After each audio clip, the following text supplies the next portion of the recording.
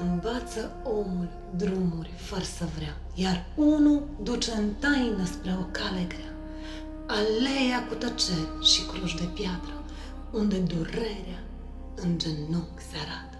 La început, copil fiind, ești dus de mână și nu pricepi cum omul se întoarce în țărână. De ce vorbesc cei mari cu glasul stins și cerul pare trist și necuprins?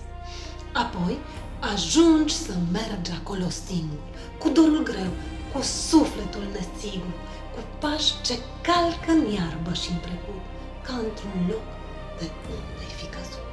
Nu mergi doar pentru morții ce au plecat, ci pentru tot ce în tine s-a schimbat, pentru părinți ce nu mai spun nimic, dar tu îi simți în orice lucru mic.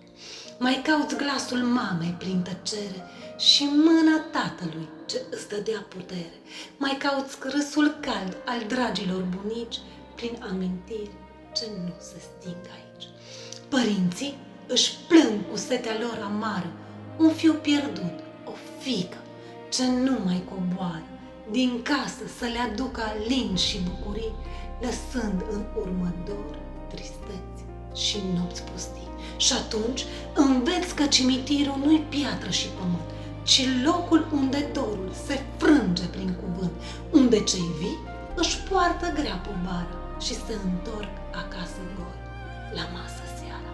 Acolo nu vorbești cu cruci și luni, ci cu tot ce în tine n-ai spus și s-a pierdut, cu un iartă-mă rămas neîngropat, cum mai rămâi prea trist și apăsat.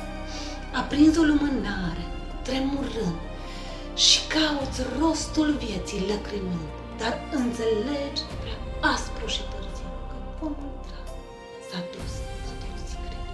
Rămâne glasul lui lângă o cană, într-o fotografie, în umbra din icoană, prin hainele uitate într-un cui, prin telefonul mut lipsit de glasul. Ce e cumplit în zilele banale, să simți absențe mari în lucruri goale, să vrei un sfat, o mână, un cuvânt și să primești doar liniște și vânt. Noi la morminte ducem lumânări și flori și inimi frânte, purtate de ninsori, ducem iubirea ce n-a încăput în viață, în timpul scurt ce l-am avut în față. Și învățăm să respirăm prin lipsa lor, să mergem înainte, purtând adâncul dor, să râdem uneori cu ochii goi și grei, păstrând în piept iubirea rămasă de la ei.